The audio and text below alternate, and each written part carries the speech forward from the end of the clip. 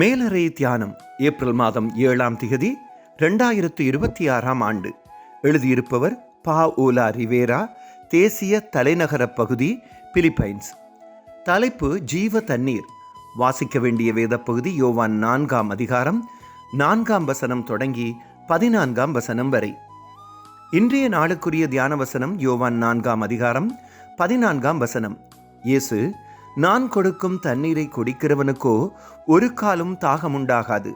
நான் அவனுக்கு கொடுக்கும் தண்ணீர் அவனுக்குள்ளே நித்திய ஜீவ காலமாய் ஊறுகிற நீரூற்றாய் இருக்கும் என்றார்.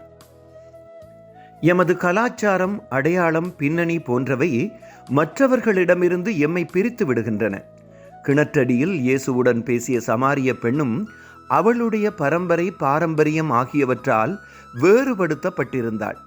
ஆனாலும் இயேசு நித்திய வாழ்வை கொடுக்கும் ஜீவ தண்ணீரை பற்றியும் வேறுபட்டிருத்தல் பற்றியும் பேசுகிறார். நாமும் ஆவியோடும் உண்மையோடும் கடவுளை தொழுது கொள்ள வாழும் ஜீவ நீரான கிறிஸ்துவுக்கூடாக நாம் வேறுபடுத்தப்பட்டு அவரை பற்றி மற்றவர்களுக்கு சொல்வதற்கு ஒரு புதிய அடையாளத்தை பெற்றிருக்கிறோம். அந்த பெண் இயேசுவை பற்றி மற்றவர்களுக்கு சொன்னதும் அவர்களுக்கு ஏற்பட்டிருக்கக்கூடிய ஆச்சரியத்தை கற்பனை செய்து பாருங்கள். சமூகத்திலே ஒதுக்கப்பட்டிருந்த அந்த பெண்ணை நற்செய்தியை அறிவிப்பவளாக இயேசு உபயோகித்தார். முன்னர் பல விடயங்களினால் நாம் கடவுளிடமிருந்து பிரிக்கப்பட்டிருந்தோம். ஆனாலும் கடவுளை ஆராதிக்கவும் சேவிக்கவும் நாம் வேறுபடுத்தப்பட்டுள்ளோம். எமது பழையனவற்றை அவரிடம் ஒப்புக்கொடுத்து அவருடைய அன்பையும் இரக்கத்தையும் பற்றி மற்றவர்களுக்கு சொல்ல தீர்மானித்து அவருடைய நாம மகிமைக்காக நாம் வாழ்வோம். ஜெபம்.